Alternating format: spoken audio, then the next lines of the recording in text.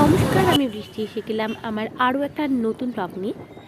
এই মুহূর্তে যারা আমাকে দেখছো আমার ইউটিউব চ্যানেল বা ফেসবুক পেজ থেকে সবাইকে অনেক অনেক অনেক ধন্যবাদ এবং আমার চ্যানেলে স্বাগত।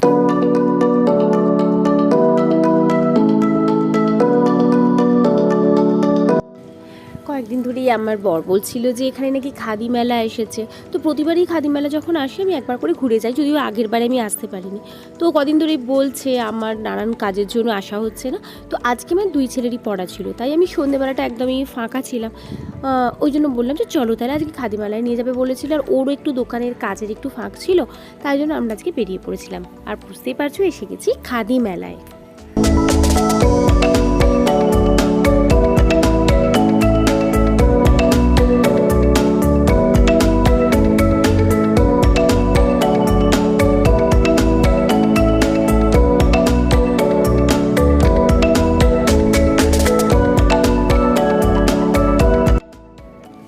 অ্যাকচুয়ালি ছেলেদের পড়া ছিল 8টা থেকে, ওই জন্য ওদেরকে দিয়ে এসে তারপর বাড়ি এসে আবার ওর পাপা আমাকে নিয়ে গেছিলো। তো আমাদের যেতে যেতে পৌঁছতে পৌঁছতে 8:45 এরকম বেজে গেছিলো। তাও মোটামুটি তখন ভিড় ছিল, আর তবু মোটামুটি ফাঁকাই ছিল, খুব বেশি ভিড় ছিল না। আর ওদিকে ফাংশানও হচ্ছিলো। তো আমার ফাংশান দেখতে মানে বিষয়টা নাচের প্রোগ্রাম হচ্ছিলো, তো আমার ভীষণ মনে হচ্ছিলো কি নাচের প্রোগ্রামটা দেখি। কিন্তু আমার বর বলছিল কি আগে চলো একটু মেলাটা ঘুরে নাও, অনেকটাই রাত হয়ে গেছে, যা কেনাকাটা করে নাও, দোকানগুলো তো বন্ধ হয়ে যাবে, তারপর ফাংশান দেখতে যাব। তো সেটা করতে গিয়ে হলো কি আমার ফাংশানটা দেখাই হলো না, এই সমস্ত দোকানদানি দেখতে দেখতে ফাংশানটা শেষই হয়ে গিয়েছিল।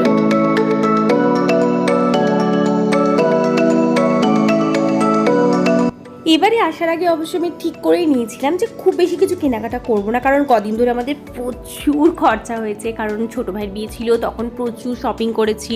তো একটা খরচার পরিমাণটা অনেকটাই বেড়ে গেছিলো। আর তারপরে আবার বড় ভাইয়ের অ্যানিভার্সারিতে গিয়ে ভেবেছিলাম ওদের জন্য গিফট নেবো, আর যাওয়া মানে যা হয় আর কি, আমারও বেশ কিছু শপিং হয়ে গিয়েছিলো। তো তাই জন্য আমি ভেবেছিলাম যে না থাক, এবারে খাদিমারা থেকে সেরকম কিছু কিনবো না। কিন্তু কিনবো না বললে কি হয় বলো না, যাওয়া মানে ঠিক কেনাই হয়ে যায়। তবে হ্যাঁ, সত্যি কথা বলতে আমার জন্য আমি বেশি কিছু কিনিনি। আমার একটা কুর্তি কিনেছিলাম, আর কদিন আগে একটা জায়গায় গিয়ে আমার জামাইবাবু একটা জামা পরেছিল, সেটা দেখে আমার বরের ভীষণই পছন্দ হয়ে গেছিলো।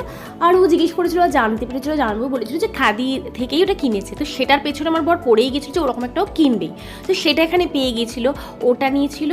আর ওর আরেকটা জামা নিয়েছিল, আর আমার বাপির জন্য একটা জামা খুব পছন্দ হয়েছিল, তো আমি সেটাও নিয়ে নিয়েছিলাম। বাপির আর ওর প্রায় একই রকম, খুব কমফোর্টেবল জামা একটা, তো ওটাও বাপির জন্য আমি নিয়ে নিয়েছিলাম।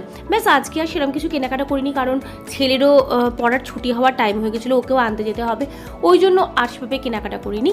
আর এই গেঞ্জিগুলো দেখতে আমার তো ভীষণই ভালো লাগে। আমার বরকে বলছিল এরকম নিতে, তো ও বললো না থাক, আমি সোনুকে বলবো। মানে আমার বড় ছিল খুব ভালো ছবি আঁকে, তো বললো যে আমি সোনুকে বলবো এরকম একটা গেঞ্জি ফেব্রিক করে দিতে। তো যাই হোক, আর কিছু না কিনলেও বিশ্বাস করো মনটা আমার খুব কেনা করছিল। ওখানে শাড়িগুলো আমার এত ভালো লাগছিলো, মনে হচ্ছিলো কিনেই ফেলি।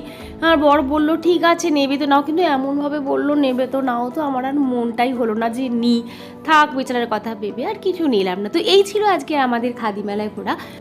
ওখান থেকে বেরিয়ে এসে চলে গেছিলাম স্যারের কাছে, আর ছেলেকে নিয়ে সোজা চলে এসেছিলাম বাড়ি। আর বাড়ি ফিরতে ফিরতে বেজে গেছিলো 10:30। তারপরে এসে আমি রান্নাবান্না করেছি। হ্যাঁ, এটা ঠিক কথা, রান্নাবান্নার জন্য আমার বর অলরেডি আমাকে একটু হেল্প করে গেছিলো, মানে আটাটাও অলরেডি মেখে দিয়ে গেছিলো যাতে আমার লেট না হয়। এসে তাও তাড়াতাড়ি করে আমি রুটি আর একটু তরকারি করে নিয়েছিলাম।